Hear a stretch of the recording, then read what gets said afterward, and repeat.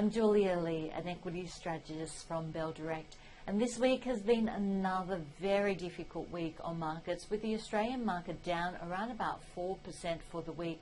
And it's been one in which markets are revaluing growth. What we have seen is that the Nasdaq has underperformed other major indices in the US, and that's flowed onto sectors like the information technology sector here in Australia, where we have seen Computershare, MYOB, Technology One losing more than 10% this week. Not only that, it's also hit the darlings of the market, the higher PE ratio stocks which have performed well last year.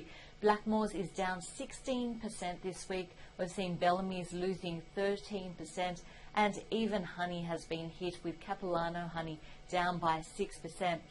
But the major sector that we were watching around the globe was once again the banking space. Now, banks have been sold out all around the globe. Australian banks are down 30% from their peaks last year. European banks are down around about 45%, and US banks down almost 30%. And I guess the concern in the banking sector is an extension of some of the conditions that we have seen throughout the last few years.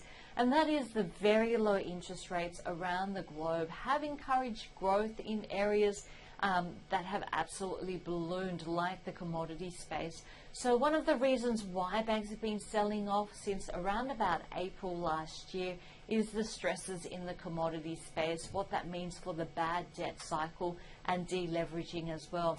If we have a look at deleveraging, banks very much are leveraged to that global growth story. So as we see deleveraging, it's the bank's profitability that's hit.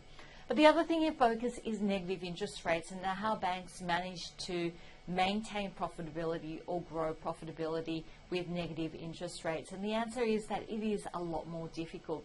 This week we saw Sweden cutting rates to a negative 0.5%, and with Japan talking about greater negative interest rates, financials have once again been in the spotlight and unfortunately sold down very heavily. Now, this week will be a big week for banks in Australia, where we will get some updates. On Monday, it's kicked off by Bendigo and Adelaide with half-year numbers. On Tuesday, we'll be watching the NAB quarterly update. Wednesday has ANZ's update, as well as Woodside Petroleum in the energy space's full-year results. And on Thursday, we'll see AMP's full-year numbers. So we'll get plenty to be able to gauge the domestic environment. We are expecting to see residential sales having supported banks, but of course what the market's going to be watching very closely is the dividend policy, with NAB as well as ANZ probably most at risk at changing dividend policies. This week, of course, earnings season has hit full steam, and there have been some standouts on the market this week. We've seen Cochlear showing both earnings as well as price momentum. The stock up by 11% as it comes out with another profit upgrade and some very strong results.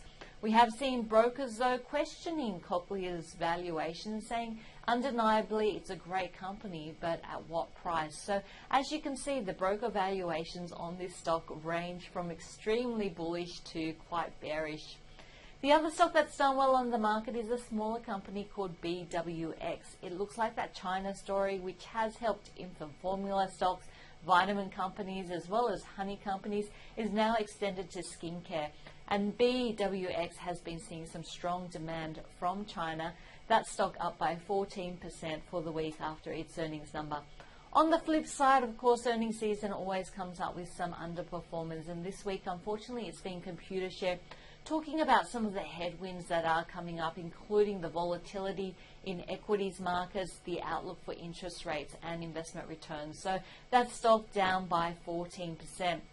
Now, it'll be interesting to see which stocks are the outperformers this week, and some of the stocks that brokers are keeping an eye on to outperform this earnings season and this week. On Monday, there's AVO, and that's by Morgan Stanley. Tuesday is Versons, also by Morgan Stanley, keeping an eye on those small cap companies. On Tuesday, we also have Evolution Mining, which Macquarie thinks will outperform in terms of this earnings season.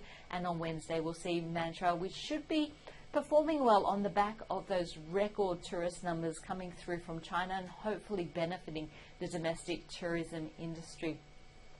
The other thing we'll be very closely watching is gold. Gold has been a stellar performer in 2016 so far. In fact, the Australian gold subsector up by a massive 30% in the year to date. But as you can see from the chart behind me, in just a matter of months, gold has gone from an extremely oversold position to an extremely overbought position.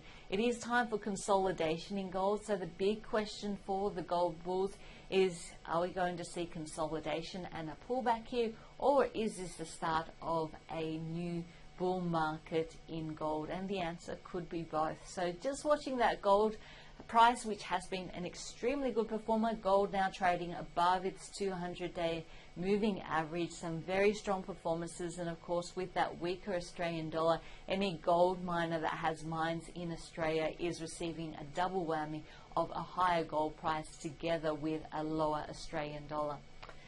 So that's the week in focus, and the week to come. It has been a very difficult one for investors, but the volatility signaling that we'll probably have a few more months of this to come. So at the center of the market's concerns is deleveraging, and I guess that's impacting on things like commodities as well as the banks. And now we are seeing it hit valuations in growth stocks like the technology sector and some of those market darlings of the market. I'm Julia Lee from Bell Direct. Thanks for joining us this week.